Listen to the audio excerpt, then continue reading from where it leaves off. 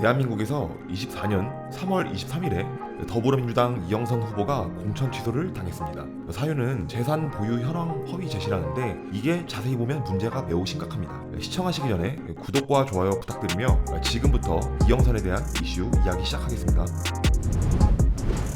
이영선이 허위 제시한 보유 재산은 주택에 대한 걸로 알려져 있는데 그냥 주택이 아닙니다. 그 주택을 매매하는 데 있어 갭 투자 방식을 이용해 엄청나게 논란이 됐고 이로 인해 결국 출마도 못하게 됐죠. 그럼 정치인은 집도 사면 안 되냐? 라고 할 수 있는데 이게 그냥 투기 방식이 아닙니다. 일단 갭 투자에 대해서 간단하게 살펴봅시다.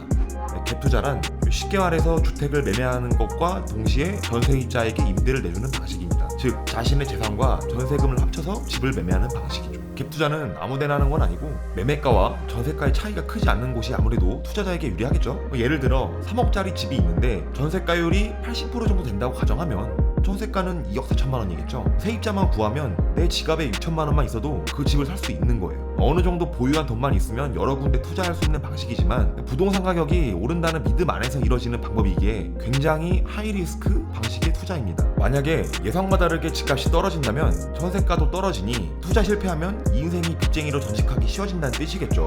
갭 투자에 대해서는 간단하게 알아봤고 왜 이게 이슈인지를 알아봐야겠죠.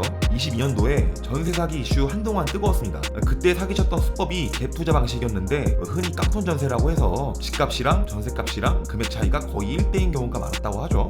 이때 스스로 삶을 포기한 청년들이 적지 않았습니다. 이렇게 서민들의 눈물을 빼먹는 투자 방식이 갭 투자인데 이걸로 투자를 했다는 건 선거철에 절대 좋은 얘기가 될 수 없겠죠. 더 무서운 건 전세 사기 피해자 구제에 대한 1인 시위도 하셨던 분인데 전세 사기 방식으로 유명한 갭 투자로 투기를 했으니 이재명 민주당 대표는 진짜 한쪽 팔이 잘려나가는 고통이었겠네요. 이러한 행보들은 피해자들을 두 번 죽이는 거라고 생각합니다. 박원순도 변호사 시절 성희롱 사건 맡아서 일하다가 말년에 성추행으로 추락했죠.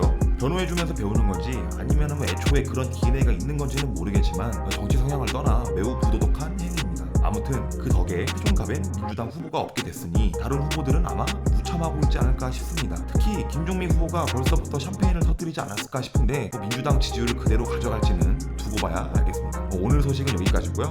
앞으로 더 좋은 컨텐츠로 찾아뵙겠습니다.